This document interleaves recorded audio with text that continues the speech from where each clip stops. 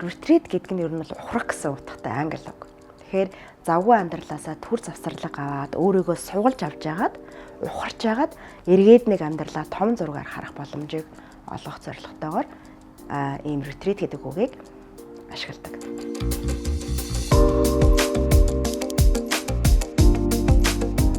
Retreat-ээр ерөнхийд хүн өөртөө л уулзна. Өөртөөгөө уулзна гэх арга зүй нь бол янз янз байна мөн үү? Бидний хувьд бол самадаг ангаалт гэдэг нь мэдрэлийн системийн төвшөнд хүртгүн мэдээллийн төвшөнд өөрийгөө таньна гэсэн үг.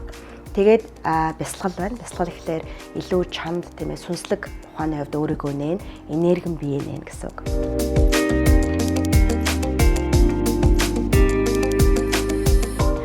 Retreat-ээр бид нэр бясалгалаа өгөхөөсөө гадна самадаг ангаалтууд маш сайн хийж өгдөг. Энэ нь биеийг бясалгал бэлдэж өгч байгаа юм. Биеийн ухамсарыг бэлдээд, биеийг ингээд чангарал зангарлууд, тромны догтцуудаас чөлөөлөөд бэлдэж өгч жагаад бясалгалд оруулдаг. Манай бясалгалын онцлог бол илүү хөгжим, тархины хэмнэлийг илүү альфа, тета буюу илүү амгалан төвшөнд хөгжим, тусгай ингээд технологиор дамжуулаад намжааж агаад тэгээд илүү их үгээр дамжуулаад илүү энерги мэдээлэл рүү оруулах зорилготой.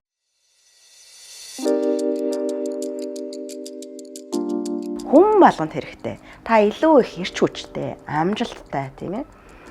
Илүү их баяр хөөртэй, жинхэнэ биегээрээ тийм ингээ энэ амьдралыг амьдрсан шиг амьдраа гэвэл үнэхээр бясалгал руу орохоос өөр замгүй. Тэрнээс өмнө бол бид нар зүгээр бүтээсэн дүрээрээ буюу тийм байх ёстой, ийм байх ёстой. Хүн ингэжээж нэг нь тэмцэнэ гэх мэтчлэн дүрээр амьдарчдаг. Бусдыг хэлсэн шаардлагын дагуу амьдарчдаг. Харин бясалгалаар жинхэнэ биетэйгээ уулзаад эн чинь би байсан байна. Эн чинь бусдын шаардлагаар өөрөө нийцэж бүтээсэн дүр байсан байна гэдгийг таньдаг. Тэг хүмүүс ихэнхдээ надад хэлдэг л дээ хөтөлбөрийн дараа. Одоо л яг амьдарч эхэлж байна. Эн чинь байсан байна штэ. Би ингэж их зовж зүтгэж хөдөлмөрлөж хатууж халбгүй юм байна. Би зөөлрөөд өөртөөгөө эрүүл зөв нэмж харилцаа үүсгээд эрхийн цагт алив юм хөг ая нээлж уулзаж ая зөнгөөрөө бас бүтэж болдсон байна гэдгийг ойлгодог.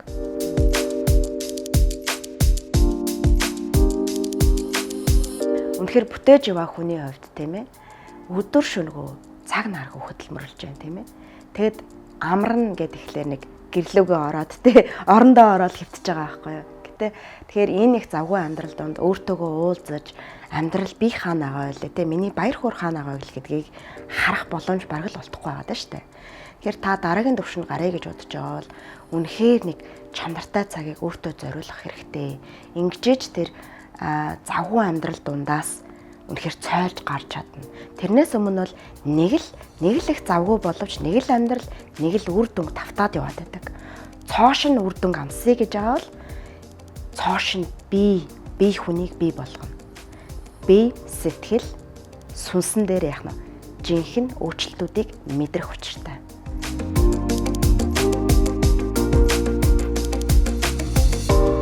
Одоо нийгэмдэр бид нэр тасан зохицож амьдрахын тулд зөвхөн рационал сэтгэлгээ буюу толгоогоор явж байгаа.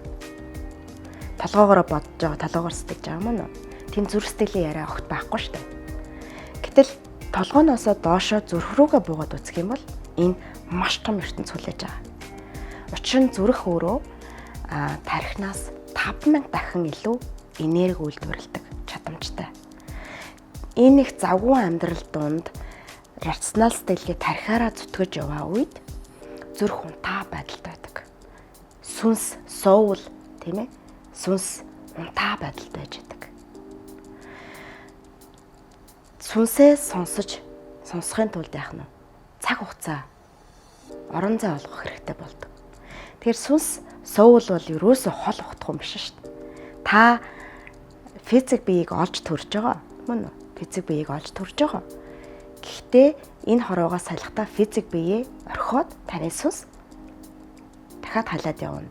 Энэ бол мөнхийн нэг юм энерги байгаад байна да. Энерги мэдээлэл байгаад байна да. Энэ энерги мэдээлэлтэй уулзахгүй байхлаар чинь огт жинхэнэ өөрийгөө мэдэхгүй л явчих гээд байгаа юм. Яг энэ харагдаж байгаа энэ физик бичин болж их юм биш юм шүү дээ. Энд чинь зүгээр сав тийм ээ. Тэгэхээр сүнс гэдэг бол огт хол ухтах юм биш л те. Тэгэхээр энэ сүнс гэдэг те зүр сэтгэлээ нээгээд өөрийнхөө тэр мөнхөд орших сүнстэйгээ уулзаад физик бие бол мөнх биш байхгүй. Таны сүнс бол мөнх. Тэр мөнхөд орших энерги сүнстэйгээ уулзаад өөрийгөө таних үед хүний нэг мэдэрдэг зүйл бол хязгааргүй чадамж гэж байдаг. Энерги мэдээлэл өөрөө юм хэмжигдэхийн аргагүй хязгааргүй юм одоо юм урсгал энерги тий. Түүнийгээ ингээд таниад эхлэхийн цаг бүх юм боломжтой байна. Боломжтой юм байна. Яг хөө материалын ертөнцид бүтээхийн тулд цаг хугацаа бол ордог. Хөдөлмөр ордог. Гэхдээ хэрв надад нэг алсын хараа зориг байгаа бол энийг биелүүлэх боломжтой юм байна штэ гэдэг жинхэнэ зоригийг бас авдаг.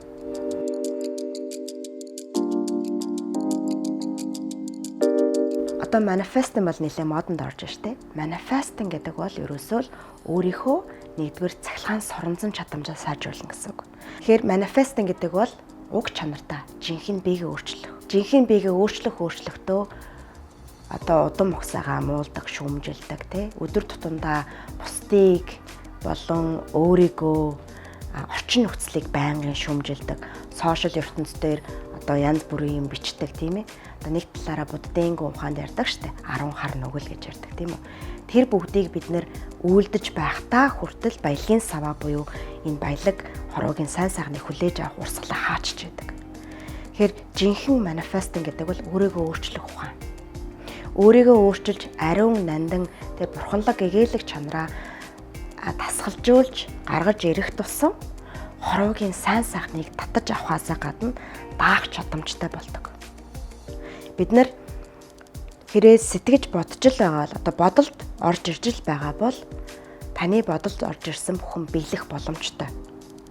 Тэрийг харин та татах бас татаад олоод авсныхаа дараа даах чадамжтай байна уу?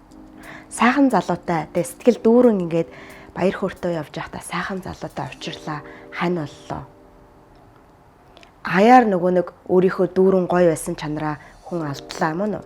Тэгээд тэр ханаасаа салах нөгөө заяаны хайна гэж бодож исэн сайхан хүнийг татаад авчлаа гэж бодож исэн чинь зүр сэтгэлээ тий илүү их цааш нь тасгалжуулаагаас болоод хуучин одоо ядгинтэй сөрөг байдал руу автлаа. Тэгээд нөгөө олоод авсан зүйлээсээ хагцах тий дааж чадахгүй буцаагаад өгөх тийм бол энүүд гардаг штэ тий. Тэгэхээр манифестинг гэдэг бол ерөөсөө л өөрийгөө өөрчлөх ухаан. Манай хөтөлбөр дэрснээр та өөрийнхөө тэр жинхэнэ цахилгаан соромзон орон зай тий тэр өндөр дээд сэтгэл хөдлөлийг хэрхэн бий болох вэ? Өөрөө тий аяз зангөрөө юмыг өөртөө нааж татдаг сорон зэрхэн болох вэ гэдэг арга ухаанд бол суралцсан.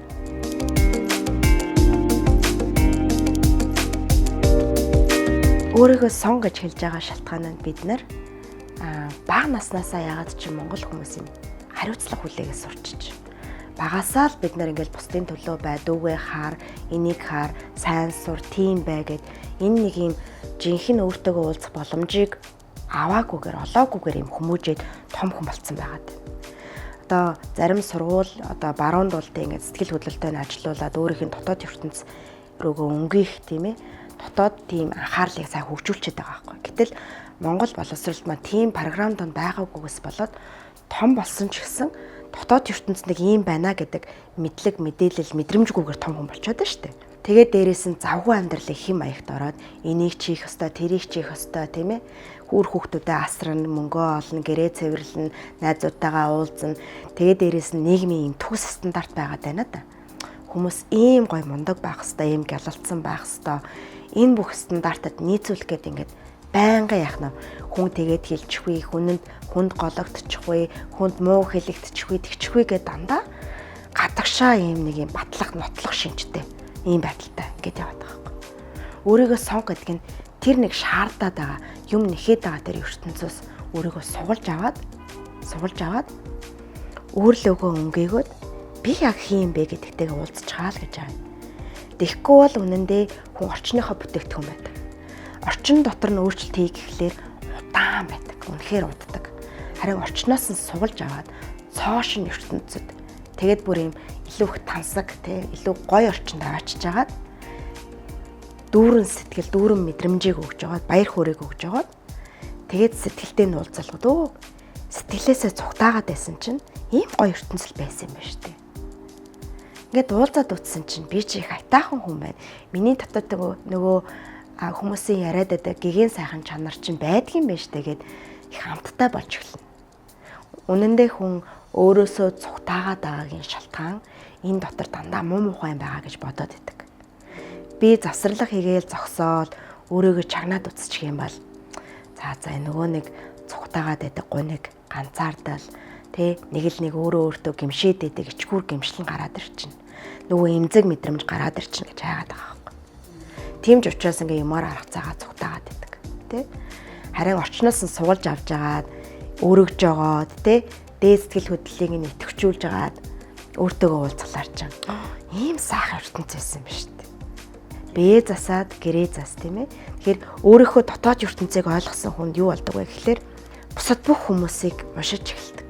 Өөрийнхөө дотоод ертөнц дээр энэ ийм мэдрэмж байна, ийм сэтгэл хөдлөл байна, ийм бодол зан үйлдэл юм гэдгийг нарийн танаад эхлэхлээр бусад хүмүүсийг чин сэтгэлээсээ ойлгож мэдэрч эхэлдэг.